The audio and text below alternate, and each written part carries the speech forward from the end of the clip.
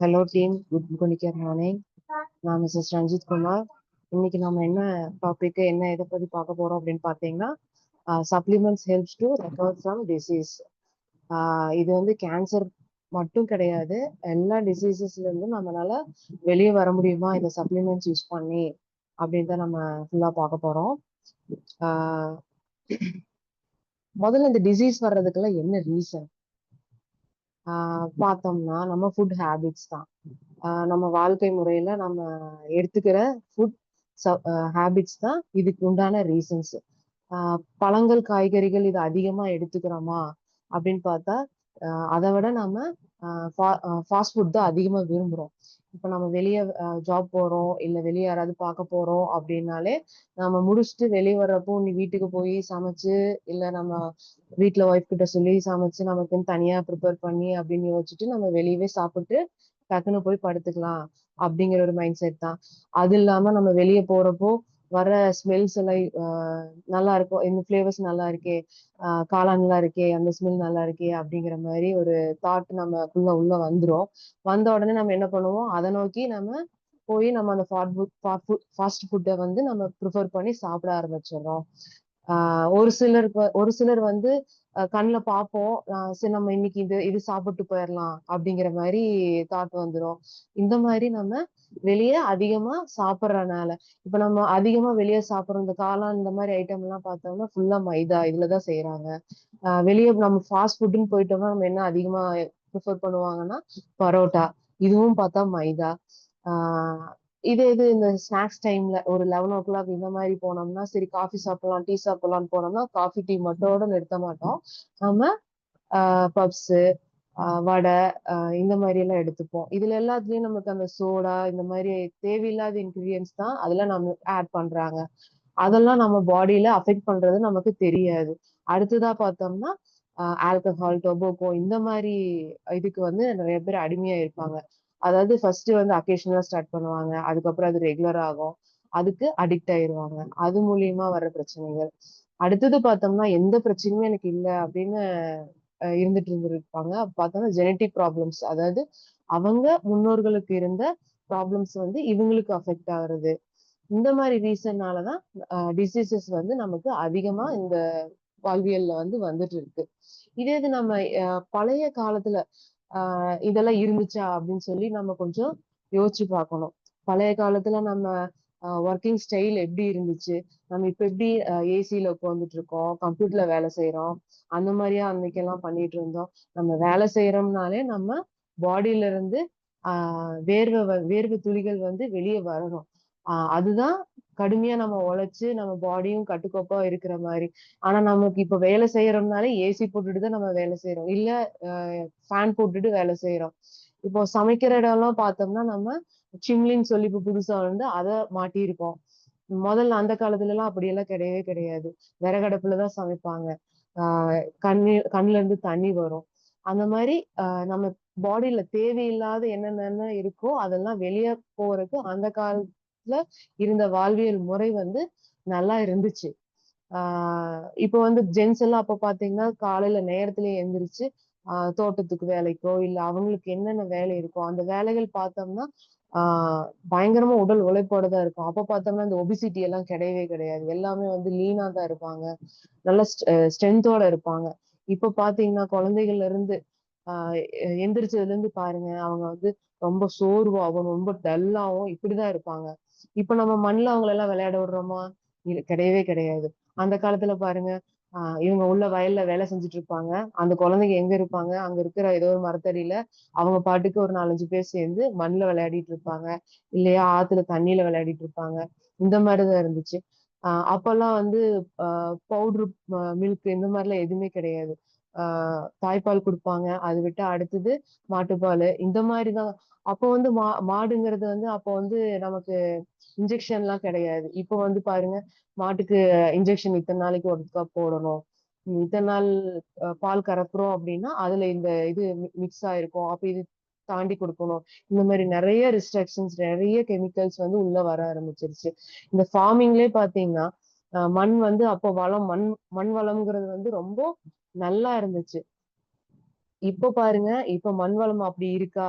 அதாவது இந்த காய்ச்சல்லயே தெரியும். இப்ப வந்து ஒரு வெங்காயம் இந்த மாரி ஏதாவது போடுறாங்க அப்படின்னா, அந்த காய்ச்சல் அப்ப எப்படி இருக்கும்னா, நல்லா வளமையா இருக்கும், செழுமையா இருக்கும்.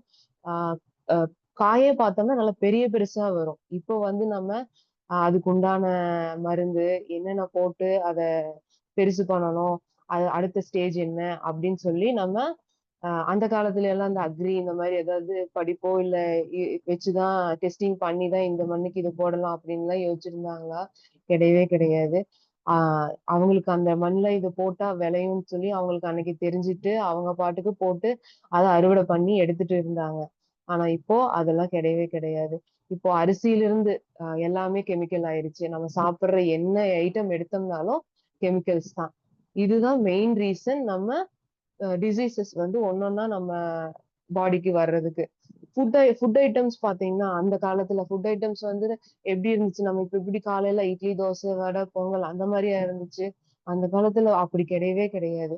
காலையில எந்திரிச்சாங்களா, எந்திரிச்ச உடனே பால்லயா காஃபி போட்டு குடிச்சிட்டு இருந்தாங்க, இல்ல சர்க்கரை போட்டு குடிச்சிட்டு இருந்தாங்களா? அப்போ வந்து காஃபி, டீங்கிறதே வந்து அதிகமா எடுத்திருக்க மாட்டாங்க. அப்படியே எடுத்திருந்தாலுமே அவங்க கருப்பட்டியில இது கலந்து, அதுவும் வர காப்பியா தான் குடிச்சிட்டு போயிருப்பாங்க. பால் கலந்து இந்த மாரிலாம் எதுவுமே அவங்க சாப்பிட்டிருந்ததுக்கே கிடையாது. ஆ அவங்க ஃபுட் ஐட்டம்ஸ்ன்னு பார்த்தோம்னா, அப்போ அவங்க என்ன சாப்பாடு போட்டு இந்த மாரி எதுவும் சாப்பிடவே கிடையாது. அந்த காலத்துல ஏதாவது கரைச்சு வச்சு, இல்ல கூழோ, கம்போ இந்த மாரி முன்னத்த நாள் இருந்தத அடுத்த நாள் வச்சு, கடிக்கிறதுக்கு பார்த்தோம்னா, நம்ம தான் இப்ப வந்து ஊறுகாய் இந்த மாரிலாம் எடுத்துட்டு இருக்கோம். அந்த காலத்துல ஊறுகாய்லாம் கிடையாது. அப்போ வந்து இந்த வெங்காயம், மொளகா இதெல்லாம் வந்து பச்சையா அப்படியே எடுத்து கடிச்சு சாப்பிட்டுட்டு, ஆ என்ன கூழோ, இல்ல எது இருக்கோ அத குடிச்சிட்டு போயிட்டு இருந்தாங்க. இந்த இட்லி, தோசை இதெல்லாமே வந்து அவங்களுக்கு எப்படி இருந்துச்சு அப்படின்னா, ஒரு ஃபெஸ்டிவல் டைம்ல ஏதாவது பண்டிகை அப்படிங்கிறப்ப தான் ஆ இட் இட்லி, தோசை இந்த மாரி செஞ்சுட்டு இருந்தாங்க. நம்ம தான் இப்போ வந்து ரோஸ்ட் இந்த மாரிலாம் ரெடி பண்ணிட்டு, புது புது ஐட்டமா உள்ள கொண்டு வந்துட்டு இருக்கோம். அந்த காலத்துல ரோஸ்ட் அந்த மாரிலாம் எதுவுமே கிடையாது. மெயினா இட்லி தான் ஊத்துவாங்க. அது போச்சுன்னா, ஊத்தாப்பம் மாரி பண்ணுவாங்க. அ அக்கேஷனல் ஏதோ ஒரு டைம் தான் சாப்பாடே அவங்க செஞ்சு சாப்பிடுவாங்க. அதுவும் எல்லாமே ஃபங்ஷன் டைம்ல மட்டும் தான் அரிசியே வைப்பாங்க. ஆனா நம்ம இப்ப வந்து அந்த அரிசிய மட்டும் தான் சாப்பிட்டுட்டு இருக்கோம். அந்த அரிசியும் நல்ல முறையில விளைவிச்சு வருதா அப்படின்னு பார்த்தா அதுவும் கிடையாது. Full and full chemical. இப்ப புதுசு புதுசா அதையும் நெறைய சொல்லிட்டு இருக்காங்க. அரிசிய நம்ம செய்யற சாப்பாட்ட நல்லா உருட்டி கீழ போட்டு பாருங்க. அது பந்து மாரி இருந்துச்சுன்னா, அது உண்மையாலுமே அரிசி கிடையாது. அது வந்து லப்பரு. இந்த மாரி எல்லாம் ஒவ்வொரு ரூமர்ஸ் அந்த ஏதேதோ வந்து கிளம்பிட்டு இருக்கு. நம்ம பார்த்தோம்னாலுமே, நம்ம சாப்பிடுறது வந்து உணவா அப்படிங்கிறது வந்து நமக்கே டவுட் ஆயிருது. அந்த காலத்துல இந்த மைக்ரோ ஓவன் அந்த மாரிலாம் எதுவுமே இல்ல. அந்த விறகடுப்புல தான் செஞ்சாங்க. லேடீஸ் அங்க இருந்து தான் செஞ்சு பழகுனாங்க.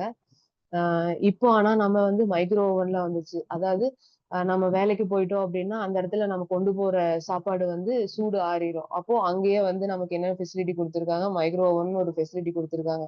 அத நம்ம ஒரு டப்பால போட்டு அடைச்சு, கொண்டு போய் அந்த மைக்ரோ ஓவன்ல வச்சு சூடு பண்ணி சாப்பிடுறோம். அந்த மைக்ரோ ஓவன்ல எத்தன வேவ்ஸ் வருதுன்னு சொல்லி நமக்கு தெரியாது. இப்போ ஃபார் எக்ஸாம்பிள் அந்த மைக்ரோ ஓவன் எப்படி ஒர்க் ஆகுதுன்னு பார்த்தோம்னா, நம்ம ஒரு எக் எடுத்துட்டோம் அப்டின்னா, இப்ப என்ன நம்ம நார்மலா எப்படி பாயில் பண்ணுவோம்? ஒரு பாத்திரத்துல எக்க போட்டு, தண்ணி ஊத்தி, எக்கையும் போட்டு, அத வந்து நல்லா பாயில் பண்ணும் ஒரு 15 மினிட்ஸ். ஆனா, இந்த மைக்ரோ ஓவன் என்ன பண்ணுதுன்னா, நம்ம உள்ள எக்க வச்சுட்டு, இது பண்ணோம்னா, அது ஒரே சீரா உள்ள இருக்கிற அந்த எல்லோ அ கரு இருக்குல்ல, அந்த கருவுல இருந்து இந்த ஒயிட்டு, மேல இருக்கிற அந்த ஓடு இருக்கு.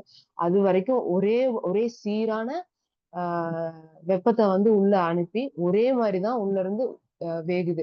அப்ப அது எவ்ளோ ஒரு ஹார்ம்ஃபுல், எவ்ளோ ஒரு வெப் அ வேவ வந்து அதுக்கு உள்ள அனுப்பி அத ஹீட் பண்ணுதுன்னு பாருங்க. அதத்தான் நம்ம சூடு பண்ணி அதுல வச்சு நம்ம சாப்பிட்டுட்டு இருக்கோம். ஆ விறகு அடுப்புல நீங்க வெளியலாம் போறப்போ, இப்போ அங்கங்க பார்த்தீங்கன்னா, ஆ இப்ப என்ன புதுசா ட்ரெண்டியா போயிட்டு இருக்கு அப்படின்னு தான் தோட்டத்து வீடு இந்த மாரி.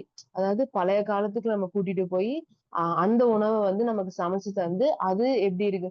நமக்கு அது வந்து விறகடுப்புல செய்யறனால அவ்ளோ டேஸ்ட்டாவும், அவ்ளோ விருப்பமாவும் இருக்கு. அதனால நம்ம அத தேடுறோம். தேடி போய் அப்படி ஒரு இத அ சாப்பிட்டுட்டு இருக்கோம். அப்போ அந்த காலத்துல இதெல்லாம் வந்து டேஸ்ட்டா தானே இருந்திருக்கும்.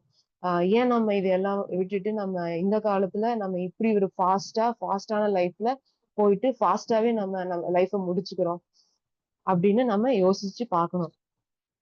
இப்போ தொடர்ந்து பாருங்க. நம்ம வந்து அந்த காலத்துல இது டிசீசஸ் எல்லாம் இருந்துச்சா முதல்ல?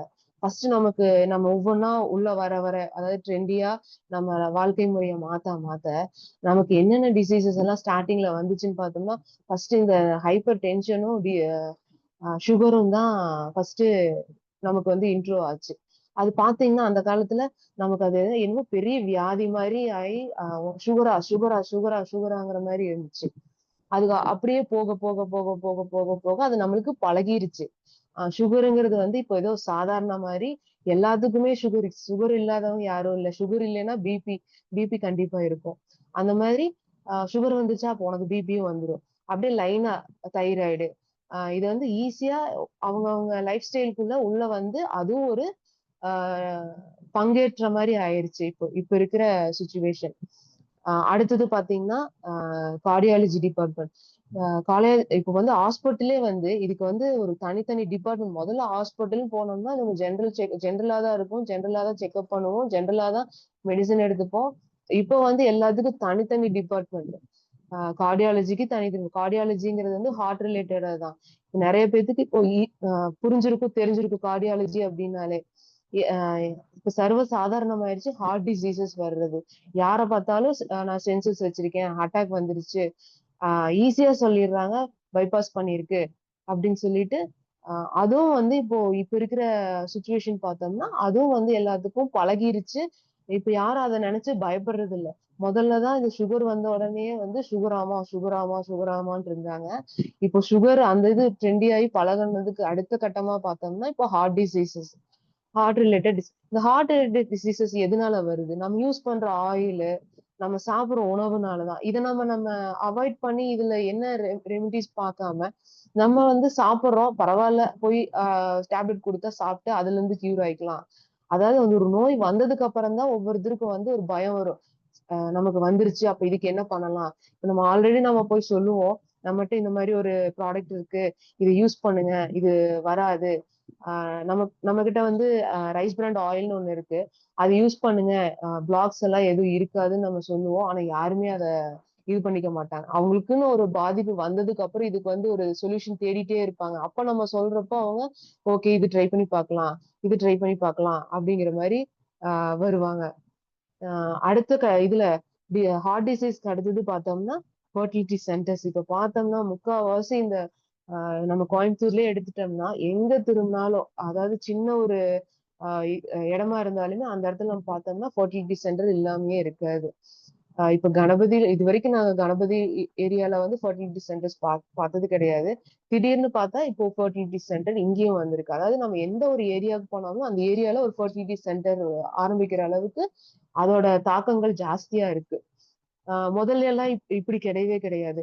முதல்ல பாத்தீங்கன்னா அந்த காலத்துல வந்து இப்ப உங்க உங்க வீட்லயே உங்க தாத்தா உங்க பாட்டன் அவங்க வீட்ல எல்லாம் அவங்களோட குழந்தைகள் எல்லாம் பாத்தீங்கன்னா 4 அண்ணனுங்க, 4 தங்கச்சி, இப்படிதான் வந்து அவங்க லிஸ்டே கொடுப்பாங்க. ஆனா இப்ப வந்து ஒண்ணு இருக்கிறதே பெரிய கஷ்டமா இருக்கு. அது இல்லாதனாலதான் ஃபர்டிலிட்டி சென்டருக்கு நிறைய பேர் போறாங்க. அடுத்துதான் இந்த நம்ம கெட்ட பழக்கத்துக்கு அடிமையாகறதுனால அடுத்த அந்த கேட்டகரியில வர்றது வந்து லிவரு, கிட்னி இது ரிலேட்டடான பிரச்சனைகள். லிவர் இதாயிருச்சு, கிட்னி இதாயிருச்சு இந்த பழக்கத்தினால அப்படிங்கிற மாதிரி அடுத்த கட்ட நிலைக்கு நாம தள்ளப்பட்டுட்டு இருக்கோம். இது எல்லாத்துக்குமே காரணம் நம்ம ஃபுட் ஹேபிட்ஸ், நம்ம வாழ்வில் முறைகள் தான். இதுல அடுத்த கேட்டகரி இப்ப பார்த்தோம் அப்படின்னா கேன்சர். கேன்சர் இப்ப எங்க திரும்பினாலும் டெத்து அப்படின்னு சொல்லி அவங்க போறோம் அப்படின்னா எதனாலன்னு கேட்டோம்னா இந்த மாதிரி கேன்சரு திடீர்னு இதாயிருச்சு, திடீர்னு அஃபெக்ட் ஆயிருச்சு தெரியல, அப்படிங்கிற ஒரு ரீசன் தான் இப்போ கரண்டா ட்ரெண்டிங்கா போயிட்டு இருக்கிற மாதிரி இந்த கேன்சருங்கிற வேர்டு தான் நம்ம நிறைய இடத்துல இப்போ கேட்டுட்டு இருக்கோம். நிறைய பேத்துக்கு இந்த கேன்சர் ரிலேட்டடா அவேர்னஸ் இருக்காதுங்கிறதுனாலதான் நான் ஒரு எக்ஸாம்பிளுக்கு வேண்டிதான் இந்த ஒரு எடுத்திருக்கேன் இந்த டாபிக்க. இப்ப இந்த கேன்சர் அப்படின்னாலே இப்ப நம்ம ஹாஸ்பிட்டல் போனோம்னா நம்ம எப்படி ஹார்ட் டிசீசஸ்க்கு வந்து கார்டியாலஜி டிபார்ட்மெண்ட் சொல்லி வச்சிருக்காங்க, அந்த மாதிரி கேன்சருக்கு வந்து ஆன்காலஜி டிபார்ட்மெண்ட் அப்படின்னு சொல்லி தனியா ஒரு பில்டிங்கே ஒரு பிளாக்கே வந்து இப்போ விட்டுட்டு இருக்காங்க. இப்ப நீங்க எந்த ஹாஸ்பிட்டல் போனீங்கனாலும் முதல்ல வந்து டிபார்ட்மெண்ட்ங்கிறது வந்து ஒரு 4, 5 ரூம் இருக்கும். இப்படிதான் இருந்துட்டு இருந்துச்சு. இப்ப அவங்களுக்கு அந்த ரூம் ஃபெசிலிட்டிஸ் எல்லாம் பத்தல. ஏன்னா அவ்வளவு பேஷண்ட்ஸ் வராங்க. அப்போ ஒரு பிளாக்கே விடுற அளவுக்கு வராங்க. பிளாக்கே விட்டு அதுல வந்து ஆன்காலஜி டிபார்ட்மெண்ட் சொல்லி நமக்கு தனியா விட்டுருக்காங்க. அந்த ஆன்காலஜி டிபார்ட்மெண்ட் அப்படி என்ன அப்படின்னா பார்த்தோம்னா கேன்சர் பேஷண்ட்ஸ் மட்டும்தான் இருப்பாங்க. கேன்சர் ரிலேட்டட் ட்ரீட்மெண்ட் மட்டும்தான் அங்க நடந்துட்டு இருக்கும். கேன்சர் ரிலேட்டட் டாக்டர் ஸ்பெஷலிஸ்ட் மட்டும்தான் அந்த டிபார்ட்மெண்ட்ல இருப்பாங்க. நீங்க நிறைய ஹாஸ்பிட்டல் பெரிய ஹாஸ்பிட்டல்லாம் போனீங்க அப்படின்னா இந்த ஆன்காலஜி டிபார்ட்மெண்ட் போட்டிருந்தாங்கன்னா வேற ஒண்ணும் கிடையாது. இந்த கேன்சர் ரிலேட்டட் பேஷண்ட்ஸ் இருக்கிற இது டிபார்ட்மெண்ட்ஸ் தான் ஃபுல்லா போட்டிருப்பாங்க. இந்த கேன்சர் எதனால வருது அப்படின்னு பாத்தீங்கன்னா ஃபர்ஸ்ட் நம்ம நார்மலா இருக்கிற செல்ஸ் வந்து அப்நார்மலா சேஞ்ச் ஆகும். நார்மல் செல்ஸ் வந்து நார்மலா ரொட்டீன் லைஃப்ல என்னென்ன ப்ராசஸ் பண்ணணுமோ பண்ணிட்டு இருக்கோம். இந்த அப்நார்மல் செல்ஸ் என்ன பண்ணும் அப்படின்னா இந்த கேன்சர் செல்லா மாறி இது வந்து ரியாக்ஷன் வந்து ஸ்பீடா நடக்கும். இதுல நான் கொடுத்திருக்கேன் பாருங்க. செல்ஸ் வந்து எவ்வளவு ஸ்பீடா வந்து க்ரோ ஆகுதுன்னு சொல்லிட்டு. இது ஏன் இவ்வளவு ஸ்பீடா க்ரோ ஆகுதுன்னா நம்ம குடுக்குற சப்ளி எடுக்கிறோம் இல்லையா அன்றாட நம்ம புரோட்டீன்ஸ் வைட்டமின்ஸ் இதெல்லாம் எடுத்துட்டு இருக்கோம் இல்லையா. இது வந்து இந்த அப்நார்மல் செல்ஸ் வந்து அதிகமா எடுத்துக்குவோம். அதாவது நம்ம நார்மலா வந்து நல்ல விஷயத்த வந்து சொன்னோம்னா யாரும் கேட்க மாட்டாங்க. இந்த கெட்ட விஷயம் சொல்றப்போ கெட்ட இது பண்றப்போ அது வந்து அவங்களுக்கு சீக்கிரம் மைண்ட்ல வந்து பதிஞ்சிரும். அப்போ அதை நோக்கி ஸ்பீடா வேலை செய்வாங்க. சேம் அதே ப்ராசஸ் தான் இந்த செல் குரோத்லயும் ஆயிட்டு இருக்கு. நல்ல செல்ஸ் இது பண்ணி கெட்ட செல்ஸ் வந்து குரோ ஆகுறது வந்து சீக்கிரமாவே ஆயிரும். இப்போ 1 or 2 monthsல அவங்களுக்கு ஸ்டார்டிங் ஸ்டேஜ்ல இருக்காங்க அப்படின்னா 2 to 3 monthsல அவங்க ஃபைனல் ஸ்டேஜுக்கே சீக்கிரம் போயிருவாங்க. ஏன் அப்படின்னா இந்த செல்ஸ் வந்து அவ்வளவு ஸ்பீடா வந்து குரோ ஆகும். இதுக்கு சொல்யூஷன் தான் என்ன அப்படின்னா நம்ம ஃபுட் ஹேபிட்ஸ் தான் நம்ம சேஞ்ச் பண்ணணும். இப்போ ட்ரிங்கிங், ஸ்மோக்கிங் அந்த டொபாக்கோ ரிலேட்டடா இருக்காங்க அப்படின்னா இப்போ அவங்க நினைச்சாலுமே ஒரு ஸ்கிரீனிங் பண்ணி அவங்களுக்கு டெஸ்ட்ஸ் எல்லாம் இருக்கு. அதெல்லாம் எடுத்துட்டு நமக்கு அந்த பிரச்சனையெல்லாம் எதுவும் இல்லை அப்படின்னா அவங்க அந்த ஹேபிட்டை ஸ்டாப் பண்ணிட்டு நம்ம ஃபுட் சப்ளிமெண்ட்ஸை ரெகுலரா ஃபாலோ பண்ணிட்டு இருந்தாங்கன்னா அவங்களுக்கு வந்து இந்த பிரச்சனைகள்லாம் வெளியே வந்துடலாம். அந்த கேன்சருங்கிற ப்ராப்ளத்துல இருந்து வெளியே வரலாம். அடுத்தது ஒவ்வொருத்தரும் நம்ம ஃபேமிலி ஹிஸ்டரிஸ வந்து நம்ம தெரிஞ்சு வச்சிருக்கணும். நம்ம அப்பா அம்மாவை மட்டும் தெரிஞ்சு வைக்கிறது பத்தாது. அவங்களோட அம்மா அப்பா, அவங்களோட ஜெனரேஷன், அவங்களுக்கு என்ன இருந்துச்சு, அவங்க எப்படி இறந்தாங்க, அந்த ஃபேமிலி ஹிஸ்டரிஸும் நம்ம தெரிஞ்சு வச்சிருக்கணும். அவங்க பேரு, ஆஹ் நம்ம இப்ப நம்ம வந்து ஏதாவது வெளிய கோயிலுக்கு இந்த மாதிரி இதெல்லாம் போறோம் அப்படின்னா ஆஹ் அங்க கல் கல்வெட்டெல்லாம் வச்சிருப்பாங்க. அதாவது அந்த காலத்துல கல்வெட்டெல்லாம் வச்சு பெரிய ஆளுங்களா இருக்கிறப்போ இவங்க அப்பா இன்னாருடைய அப்படின்னு சொல்லிட்டு நிறைய இதெல்லாம் வரும். இப்ப நம்ம அந்த பேரெல்லாம் நம்ம எங்க யூஸ் பண்றோம் அப்படின்னா அந்த பத்திரிக்கையில போடுறதுக்கு மட்டும்தான் யூஸ் பண்றோம். மேரேஜ் டைம்ல இன்னாருடைய மகன் இன்னார், பேரன் இன்னாருடைய பேத்தி இப்படின்னு சொல்லிட்டு அந்த பத்திரிக்கையில போடுறதுக்கு மட்டும்தான் அந்த பேர் போடுவோம். இந்த பேர் வந்து யாரும் ஞாபகத்திலயும் வச்சுக்கிறது இல்ல. அப்படிங்கிறப்ப அவங்களோட ஃபேமிலி ஹிஸ்டரிஸ் எல்லாம் நம்ம எப்படி இது பண்ணிருக்கோம். அதனால நம்ம அதெல்லாம் தெரிஞ்சு வச்சுக்கணும். அதாவது நம்ம பல பழைய காலத்து அவங்க எல்லாம் இருந்திருப்பாங்கல்ல நம்மளோட ஜெனரேஷன் பேக்ல இருந்திருப்பாங்க இல்லையா. அவங்களோட ஃபேமிலி ஹிஸ்டரிஸும் நம்ம தெரிஞ்சு வச்சிருக்கணும். ஏன்னா ஜெனட்டிக் ரீஜியனாவும் நமக்கு பிரச்சனைகள் இருக்கிறப்போ நம்ம என்ன கெட்ட பழக்கம் இல்லை அப்படின்னாலும் ஜெனட்டிக் ரீஜியனா நமக்கு அந்த ப்ராப்ளம் வர்றதுக்கு வாய்ப்புகள் இருக்கிறனால அவங்களுக்கு ஏதாவது இருக்கு அப்படின்னா அது ரிலேட்டடா நம்ம கொஞ்சம் முன்னெச்சரிக்கையா இருந்துக்கிறதுக்காக நம்ம அதெல்லாம் தெரிஞ்சு வச்சிருக்கணும். மேபி அவங்களுக்கு இருந்தது அப்படின்னா நம்ம ப்ரிகாஷனா நமக்கும் வந்துடக்கூடாது இல்லையா. ஏன்னா நம்ம அதை வந்து நம்ம ஜென்ரேஷனுக்கு கொடுத்துடக்கூடாது இல்லையா. அப்ப நம்ம அதை வந்து எப்படி அவாய்ட் பண்ணலான்ட்டு அதுக்குண்டான ரெமடிஸ் எல்லாம் நம்ம தெரிஞ்சு வச்சுக்கணும். அடுத்தது வந்து இதுல இருந்து அதாவது கேன்சர் அப்படின்னாலே வைட்டமின் சி வைட்டமின் இ அதிகமா எடுத்துட்டு இருந்தோம் அப்படின்னா நமக்கு அந்த அஃபெக்ட் ஆகாது அந்த செல்ஸ் வந்து. நம்ம இந்த வைட்டமின் சி வைட்டமின் இ எல்லாம் அதிகமா எடுக்காதனாலதான் நம்ம அந்த செல்ஸ் வந்து அப்நார்மல் ஆகி அதுல இருந்து நமக்கு கேன்சர் வந்து வெளியே வந்துருது. சோ நம்ம இதையெல்லாம் ஃபாலோ பண்ணணும். இதுல இன்னொரு சொல்யூஷன் என்னன்னு பாத்தீங்கன்னா ஹெச்பிவி வேக்சினேஷன்ஸ் ஒண்ணு இருக்கு. இது நிறைய பேருக்கு தெரியவே தெரியாது. அதாவது 9 இயர்ல இருந்து ஒரு குழந்தையோட 9th இயர்ல இருந்து ஆஹ் நம்ம இந்த வேக்சினேஷன் போட ஸ்டார்ட் பண்ணலாம். இது வந்து ஹியூமன் பாப்பிலோமா வைரஸ்ன்னு சொல்லுவாங்க. இத வந்து ஹெச்பிவிங்கிறத வந்து. இது வந்து இதுல வந்து ஒரு 40 வகையான இன்ஃபெக்ஷன்ஸ வந்து தடுக்கிறதுக்கு உண்டான ஆ சொல்யூஷன்ஸ் இருக்கு இந்த வேக்சினேஷன்ஸ்ல. இத பத்தி நெறைய பேத்துக்கு தெரியாது. ஆ நீ இது உங்க வீட்ல இந்த மாரி ஏதாவது இருந்தாங்க அப்டின்னா, நீங்க இந்த பிஹெச்வி வேக்சினேஷன் பத்தி உங்க ஃபேமிலி டாக்டர்ஸ் கிட்ட கன்சல்ட் பண்ணி, நம்ம இதைய எடுத்துக்கலாம். இது என்ன ஏஜ்ல இருந்து எடுத்துக்கிறாங்கன்னு பார்த்தீங்கன்னா, ஆ ம 9த் இயர்ல இருந்து எடுத்துக்கிறாங்க. அதாவது கேர்ள் சைல்ட்ல, பாய் சைல்டு எல்லாத்துக்குமே சேர்த்து. ஆனா மேல் வந்து 26 வரைக்கும் தான் போட முடியும். ஃபீமேல்ல வந்து 45 இயர்ஸ் வரைக்கும் போடலாம். அ அதுவும் அவங்கவங்க டாக்டரோட கன்சல்டேஷன் இல்லாம போட முடியாது. அவங்கவங்க டாக்டர வந்து கன்சல்ட் பண்ணிட்டு இந்த வேக்சினேஷன எடுத்துக்கலாம். அடுத்தது அ இந்த கேன்சர்ங்கிறாங்க, ஸ்டேஜஸ்ங்கிறாங்க. அது எப்படி இவ்ளோ ஸ்டேஜஸ் போயிருது? இப்ப நம்ம போய் கேட்டோம்னா டக்குனு 4த் ஸ்டேஜ்ங்கிறாங்க அப்டின்னா, இது எப்படி ஐடென்டிஃபை பண்றாங்க அப்டின்னு பார்த்தோம்னா, அந்த எந்த அந்த கேன்சர் வந்து என்ன சைஸ்ல இருக்கு? என்ன லொகேஷன்ல இருக்கு? இத பேஸ் பண்ணி மட்டுமே தான் அந்த ஸ்டேஜஸ வந்து அவங்க டிட்டர்மைன் பண்றாங்க. இப்போ 1 டூ 3 ஸ்டேஜ் வரைக்கும் இருக்காங்கன்னா, அவங்க அதாவது ஏர்லி ஸ்டேஜ்ல தான் இருக்கிற மாதிரி. இதே இது 4த் ஸ்டேஜ் அப்டின்னா, அவங்க கொஞ்சம் கிரிட்டிக்கலா இருக்கிற மாரி தான். அதாவது ஃபைனல் ஸ்டேஜ்ங்கிற மாரி. அதிலிருந்து நெறைய பேரு வெளிய வந்தவங்களா இருக்காங்க. அதுல நாங்க இதுக்கு முன்னாடி ஆ எங்க வீட்ல இவரு ஒரு டாபிக் எடுத்தாரு இந்த கேன்சர் ரிலேட்டடா. அதுல லைவா உங்களுக்கு ரிப்போர்ட் இது எல்லாமே குடுத்தாங்க. அது வந்து 4த் ஸ்டேஜ்ல இருந்தது தான். நம்ம சப்ளிமெண்ட் யூஸ் பண்ணி அவங்க எப்படி ரெக்கவர் ஆனாங்கங்கிறது தான் அந்த வீடியோல சொல்லியிருந்தாங்க. இந்த வீடியோ நம்ம எதுக்கு பண்ணிட்டு இருக்கேன் அப்டின்னா, அந்த கேன்சர்னா என்ன? கேன்சர் ரிலேட்டட்னா நெறைய பேத்துக்கு என்னன்னே தெரியாது. கேன்சர் அப்படிங்கிற பேர் மட்டும் தான் தெரியும். அது என்னென்ன சொல்றாங்க. இப்ப நம்ம ஹாஸ்பிட்டல் போனோம்னா எப்படி அந்த டிபார்ட்மெண்ட்ட சொல்லுவாங்க. இதெல்லாம் உங்களுக்கு தெரியவங்களுக்கு வேண்டி தான் இந்த வீடியோல நான் இதெல்லாம் மென்ஷன் பண்ணியிருக்கேன். இந்த மாரி ஸ்டேஜஸ் வைஸ் சொல்லுவாங்க. ஸ்டேஜ் 1 டூ ஸ்டேஜ் 3 அடுத்தது ஸ்டேஜ் 4ங்கிறது வந்து கிரிட்டிக்கல் ஸ்டேஜ் தான் ஸ்டேஜ் 4ன்னு சொல்லுவாங்க. அதோட சைஸையும், லொகேஷனையும் பேஸ் பண்ணி. இத எப்படி ஐடென்டிஃபை பண்ணுவாங்கன்னு பார்த்தீங்கன்னா, சிடி ஸ்கேன் பண்ணுவாங்க, எம்ஆர்ஐ ஸ்கேன் எடுப்பாங்க, பைபாஸு, பெட் ஸ்கேனு. பெட் ஸ்கேன்ல ஃபைனல் ஸ்கேனுன்னு பார்த்தோம்னா, பெட் ஸ்கேன் தான். அந்த பெட் ஸ்கேன்ல தான் உங்களுக்கு கிளாரிட்டியா, கிளியரா வந்து அ அது எந்த இடத்துல இருக்கு, எவ்வளோ தூரம் ஸ்ப்ரெட் ஆயிருக்கு, எங்கெங்கலாம் இருக்கு அப்படிங்கிறது வந்து டீட்டெயில்டா இருக்கும். இந்த பைபாஸ் அப்படின்னு என்னன்னு பார்த்தீங்கன்னா, நம்ம உடம்புல இருக்கிற அதாவது எதாவது கட்டி இது மாரி ஏதாவது இருந்துச்சு அப்படின்னா, அந்த இதுல வந்து அந்த சதைய வெளிய எடுத்து அது என்ன கைண்ட் ஆஃப் டிசீசஸ் அப்படின்னு சொல்லி ஃபர்ஸ்ட் வெரிஃபை பண்ணுவாங்க. அது கன்ஃபார்ம் பண்ணிட்டாங்க அப்படின்னா, அது என்ன வெரைட்டி அடுத்தது செக் பண்ணுவாங்க. இது நம்ம புதுசா போய் பார்க்கிறப்போ, இது நமக்கு ஒண்ணுமே புரியாது. பயாப்சின்னு சொல்லுவாங்க. அப்படின்னா என்னன்னே தெரியாது. பயாப்சின்னா ஒண்ணும் இல்ல. நம்ம சதைய எடுத்து அதுல மூலியமா டெஸ்ட் பண்ணி, அது என்ன வெரைட்டி அப்படிங்கிறத ஆ கண்டுபிடிக்கிறதுக்கு தான் இந்த பயாப்சி இந்த டெஸ்ட்லாம் பண்ணுவாங்க. சிடி ஸ்கேனு, எம்ஆர்ஐ ஸ்கேன் முதல்ல வந்து நம்ம எம்ஆர்ஐங்கிறது பெரிய ஸ்கேனா இருந்துச்சு. அதுல எல்லாமே தெரிஞ்சிரும் அப்டின்ட்டு. அப்படி கிடையவே கிடையாது. அத விட டெக்னாலஜிஸ் எல்லாம் இப்ப வந்தாச்சு. அதிலிருந்து அடுத்தடுத்த லெவல்ல இருக்கிற ஸ்கேன்ஸ்ல இப்போ தெரியறதுக்கு வாய்ப்பு இருக்கு.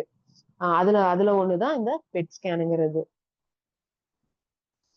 காமனா இந்த கேன்சர் வந்துருச்சு அப்டின்னா, என்ன ட்ரீட்மெண்ட் பார்த்தீங்கன்னா, ஃபர்ஸ்ட் வந்து நார்மலா ஏதாவது கட்டி இந்த மாரி ஏதாவது இருந்துச்சு அப்டின்னா, ஃபர்ஸ்ட் ரிமூவ் பண்ணிறலாம். அதாவது அந்த இடத்துல என்ன இருக்கோ அத சர்ஜரி பண்ணி அத ரிமூவ் பண்ணிட்டோம்னா, அந்த கேன்சர் வெளிய வந்துரும். அ அது அந்த ப்ரொசீஜர் ஒண்ணு இருக்கு. அடுத்தது ஹீமோதெரபி இருக்கு. ஹீமோதெரபிங்கிறது பார்த்தீங்கன்னா, ஆ நம்ம அ கையிலயோ, இல்ல கழுத்துலயோ ஒரு ஆ இது நார்மலா நமக்கு குளுக்கோஸ் ஏத்துவாங்கல்ல, சேம் அதே மாரி கையில ஒரு இது போட்டு குளுக்கோஸ் மாரி நமக்கு உள்ள அனுப்புவாங்க. ஒரு சிலருக்கு. அது வந்து நெறைய டோசஸ் இருக்கு. அதாவது சைக்கிளிங் இருக்கு. 6 சைக்கிளிங், 7 சைக்கிளிங் அப்படிங்கிற 6 சைக்கிளிங் இருக்கு. 6 சைக்கிளிங்கிறப்போ அந்த ஒரே அ அ கையில ஒரே விங்ல ஏத்துறப்போ, அவ்ளோ பவர்ஃபுல்லான மருந்து உள்ள போறப்போ, ஒரு சிலருக்கு வந்து அத வந்து அடாப்ட் பண்ண முடியாது. அப்படிங்கிறப்போ கை மாத்தி போட்டு பாப்பாங்க. அப்படி இல்லைன்னா, கழுத்துல ஒரு ஹோல் மாரி போட்டு, அது வழியா உள்ள போட்டு பாப்பாங்க. இது வந்து நீங்க ஆன்காலஜி டிபார்ட்மெண்ட் போனீங்க அப்படின்னா, இது இது ரிலேட்டடா நீங்க நெறைய பேஷண்ட் பார்க்குறப்போ, இதெல்லாம் நமக்கு வந்துரக்கூடாதுன்னு சொல்லி அவ்ளோ இதா இருக்கும். ஆ இந்த மாரி அவங்க நெறைய பேஷண்ட்ஸ் இருப்பாங்க. ஒரு சிலருக்கு வந்து அது அடாப்ட் ஆயிக்கும். ஒரு சிலருக்கு அது அடாப்ட் ஆகாது. அப்படிங்கிறப்போ, அதாவது நம்ம உடம்புல இருக்கிற அந்த நல்ல செல்ல வந்து அழிச்சுட்டு, ஃபுல்லாவே டேமேஜ் பண்ணிரும். ஃபுல்லா டேமேஜ் பண்ற ப்ரொசீஜர். அடுத்தது நமக்கு புதுசா ஒரு செல் உருவாகணும் அப்படின்னா நம்ம எடுத்துக்கிற சப்ளிமெண்ட்ஸ் மூலியமா தான் நமக்கு அடுத்த செல், அதாவது பொறந்த குழந்தை வந்து பொறந்த உடனே எப்படி இருக்கும் அந்த மாதிரி அவங்க வந்து சைக்கிளிங் முடிக்கிறப்போ மாறிடுவாங்க. அவங்க ஹேர் ஃபால் ஆயிரும், நெயில் வந்து பிளாக் ஆயிரும், பல்லு வந்து பிளாக் ஆயிரும். இந்த மாதிரி இந்த இந்த ஒவ்வொரு ட்ரீட்மெண்ட்டுக்கும் அவங்க போக போக போக போக இந்த மாதிரி ஒரு ரொம்ப ஒரு நரக வேதனையை அனுபவிச்சுட்டு தான் அவங்க வெளியே வருவாங்க. அந்த ஒயிட் செல்ஸ், டபிள்யூபிசி இது எல்லாமே டவுன் ஆயிரும். இந்த டபிள்யூபிசி எல்லாம் நம்ம டவுன் ஆச்சு அப்படின்னா நம்ம இந்த நிறைய இப்போ ஃபீவர்ஸ் எல்லாம் வந்துச்சுன்னா நமக்கு டபிள்யூபிசி வந்து கண்டிப்பா கம்மியாகும். அப்ப நம்ம நார்மல் பீப்புள்ஸ் நான் சொல்றேன். நீங்க போய் ஹாஸ்பிட்டல் அட்மிட் ஆறீங்க அப்படின்னா நீங்க உங்க நீங்க ஃபீல் பண்ணிருப்பீங்கல்ல, ரொம்ப சோர்வா ரொம்ப டயர்டா. அதை விட டயர்டஸ் டபுள் மடங்கு வந்து இந்த மாதிரி இருக்கிற பீப்புள்ஸ்க்கு வந்து இருக்கும். அடுத்தது ரேடியோ தெரப்பிங்கிறது வந்து ஒரு கரண்ட் கொடுக்குற மாதிரிதான். நம்மள வந்து ஒரு மிஷின் மாதிரி உள்ள அனுப்பி அதுல மூலியமா நமக்கு எந்த இடம் பாதிப்படைஞ்சிருக்கோ அந்த இடத்துல வந்து கரண்ட் வந்து வைக்கிற மாதிரி வைக்கிற ட்ரீட்மெண்ட் தான் ரேடியோ தெரப்பின்னு சொல்லுவாங்க. இம்யூனோதெரப்பிங்கிறது இன்னொரு அட்வான்ஸ். எந்த இடத்துல பாதிப்பு இருக்கோ, அது எந்த இடத்துல செல்ஸ் வந்து அஃபெக்ட் ஆயிருக்கோ அந்த இடத்துல மட்டும் இன்ஜெக்ஷன் மூலியமா அந்த செல்ஸை வந்து கொல்றதுக்கு தான் இம்யூனோதெரப்பின்னு சொல்லுவாங்க. அடுத்தது டார்கெட் தெரப்பின்னு ஒண்ணு இருக்கு. டார்கெட் தெரப்பி அப்படிங்கிறது வந்து எக்ஸாக்டா எந்த பாயிண்ட் இருக்கோ அந்த பாயிண்ட மட்டும் மார்க் பண்ணி அதை மட்டுமே இன்ஜெக்ஷன் மூலியமா அந்த செல்ஸை வந்து கில் பண்றதுதான் டார்கெட் தெரப்பின்னு சொல்லுவாங்க. ஹார்மோனல் தெரப்பிங்கிறது வந்து ஹார்மோன் ரிலேட்டட் ப்ராப்ளம்ஸ். அதாவது இது வந்து மெயினா வந்து லேடிஸ்க்கு மார்பக புற்றுநோய், அடுத்தது பார்த்தோம்னா